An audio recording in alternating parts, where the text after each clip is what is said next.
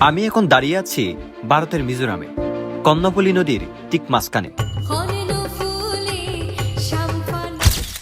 চট্টগ্রাম শহর থেকে যার দূরত্ব প্রায় 270 কিলোমিটার।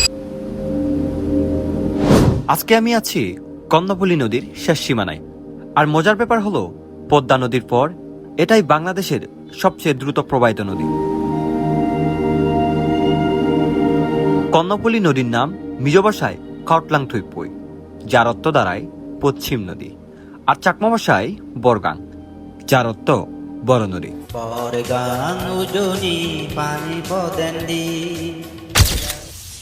পার্বত্য চট্টগ্রামের সবচেয়ে বড় এবং সবচেয়ে গুরুত্বপূর্ণ নদী হলো এই কর্ণফুলী।